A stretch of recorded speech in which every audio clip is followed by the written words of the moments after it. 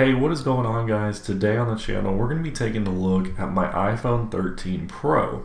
So I've had this phone now for a year. So on Halloween Day 2021 is when I actually set up this phone, and if you want to check out that unboxing video, it is live on the channel. So this phone right here actually replaced my iPhone 10. I got the iPhone 10 brand new as well, and I used that phone for 4 years before deciding to upgrade to the 13 Pro.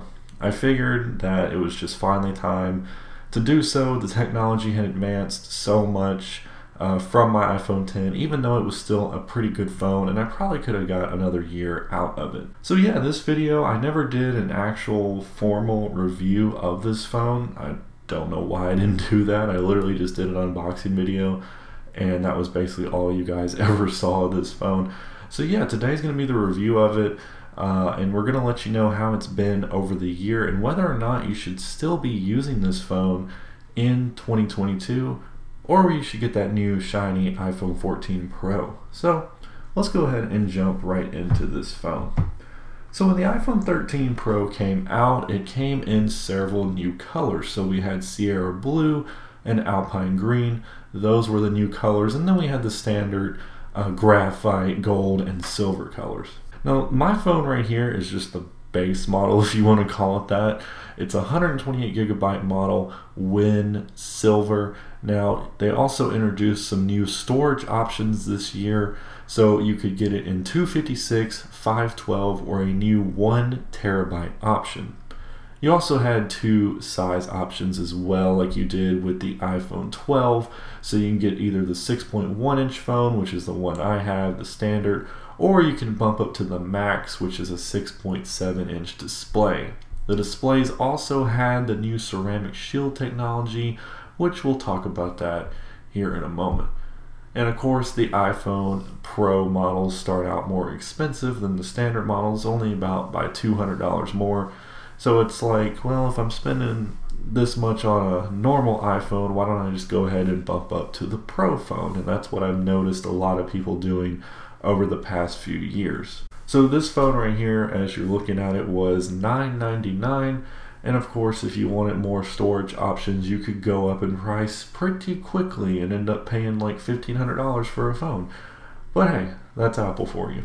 Let's talk about the design of the 13 Pro. So I really love the Pro design phones. They look way better than the standard iPhones in my opinion. They use a little bit higher quality materials as well. So the Pro phone, the first thing I remember when I unboxed it was the heft that this phone actually has. So Apple says it weighs 7.16 ounces, but coming from my iPhone 10, it felt significantly heavier. Now, over the years, I've, of course, gotten used to it, but it still has a noticeable kind of premium weight feeling to it that I noticed today. Like I said, you have those rounded edges on here. So on the bottom of the phone, you get your standard lightning port and the speaker grill on the bottom. The right side, of course, has your lock button and your power button, and on the left, your volume and your mute switch, and that's pretty much it for buttons. Now the phone is made of stainless steel, so you got that stainless steel band. This is a really attractive phone without a case, but it's also a very risky phone to use without a case because you don't want to damage something that costs this much money. But for the people that use it without a case, it is a really good looking phone, especially the silver, because you get that stainless steel look. And then you get the frosted back glass, which looks really good as well with the Apple logo. And then on the front of the phone, like I said, we have that 6.1-inch screen. And this phone introduced the ceramic shield technology. So this is a much tougher front glass. So you should be able to drop this thing and not break the glass, although I would not try that if I were you. And then of course on the back you have the main attraction of a Pro phone, and that is the camera system. So the camera system got way larger compared to the iPhone 12. So they completely redid it, much larger sensors and all that good stuff. We'll talk about the cameras though here in a little bit. But overall, I love the design of the iPhone 13 Pro. It looks really premium. and I do like the rounded edges, and it's just a good looking phone overall. Let's talk about the performance of the iPhone 13 Pro. So the Pro phones are the most powerful phones that Apple have. They're able to do a lot of stuff. You have all the latest technology that you need. This one right here has the A15 Bionic chip, so they introduced it with a new 6-core CPU, 5-core GPU, and a 16-core neural engine. So it can handle pretty much anything you throw at it, whether you do video editing, photo editing, in-depth camera stuff, or the live text feature, machine learning, whatever you want to do with this phone, it is going to handle it, and it's still a really powerful processor here in 2022. So don't think you have to upgrade just because your phone has slowed down. No, your phone hasn't slowed down one bit. Also, one thing I think that helps you feel like your phone is performing faster is the 120 Hz display. So they did introduce that with this iPhone Pro as well. So the 120 Hz display, I think, is definitely noticeable over a phone that has a standard 60 Hz display. And if you don't believe me, well, go try them next to each other and you'll be able to tell the difference. But that display helps you feel like your phone is actually performing faster than it actually is. So that's pretty good as well. And then of course I'm running iOS 16 now, and iOS 16 has not been an issue for me. It's running pretty smooth and I don't see anything wrong with it. So performance is still top notch here in 2022, 1 year later. Let's talk about the cameras. The cameras are always the main attraction, like I said, on a Pro phone. They are huge, and the iPhone 14 even made them bigger, which blows my mind because I remember my brother had an iPhone 12 Pro, and when I got the 13 and we put them next to each other, it was just laughable at how much larger my camera sensors actually are. I mean, these are individually probably the size of a dime. I mean, they're pretty good sized cameras. And then you have your flash right there and your light sensor and microphone on the back as well. Or excuse me, your LiDAR sensor. That's your LiDAR sensor. But yeah, so you have a 12 megapixel camera system with telephoto, wide, and ultra wide. So your telephoto has a 2.8 aperture, wide 1.5, and ultra wide is a 1.8. The cool thing about this is you can zoom really far and actually take a pretty decent photo. I think I have a picture somewhere of an airplane that I took one time. So I'm going to kind of scroll through some photos and stuff like that on the screen so you can kind of get an idea of the camera system. It was a huge upgrade for me, and I just love taking pictures with this phone. It's really cool. This of course has night mode, portrait lighting, the huge amount of zoom I was talking about.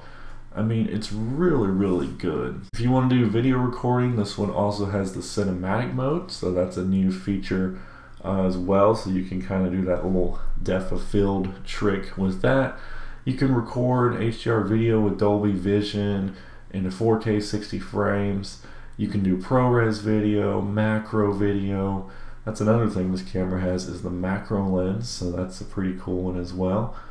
So yeah, the phone is really capable, and it's kind of crazy because one of the reasons why I wanted the Pro phone as well is I record a majority of my videos with an iPhone, and it's totally usable to do that today.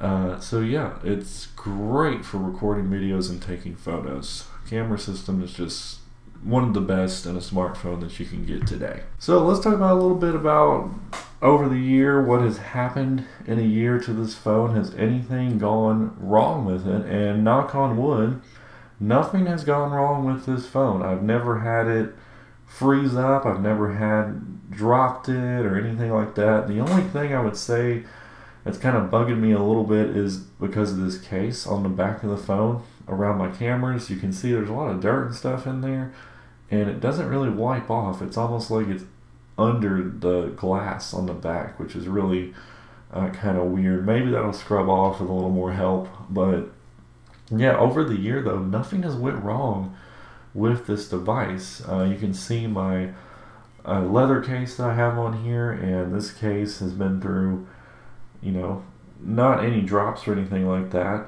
but it's starting to get a little bit of a patina look on it. So I'll make a video about that a little more in depth there. Would I buy this phone again? Absolutely. I love the Pro phone. Like I said, I'll probably end up buying Pro phones from here on out, or whatever Apple decides to possibly name more Pro phones in the future. But I think the upgrade, I mean, it's like a $200 difference between a standard iPhone 14 and iPhone 14 Pro. That's how it was with the 13 models as well.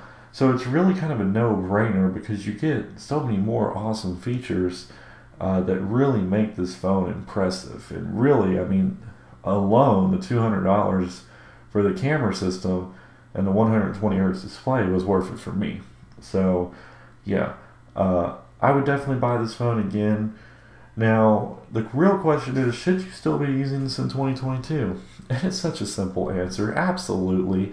In my opinion, I mean, I considered it for a split second upgrading to the 14 Pro, and I'm like, what are you doing? You don't need the 14 Pro because this phone is basically the same. I mean, it has the same design other than the camera being slightly larger, and I think the Apple logo is actually slightly larger as well.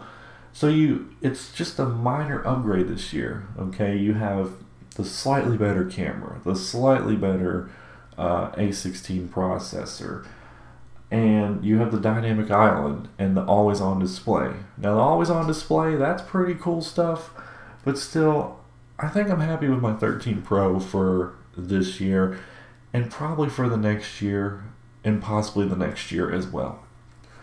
But yeah, guys, that is my video on the iPhone 13 Pro. Let me know what iPhone you have in the comments down below, and whether or not you have a 13 Pro. Let me know what you think about this video. Thanks for watching the channel as always. Be sure to leave a like and subscribe to the channel, and I will catch you on the next one.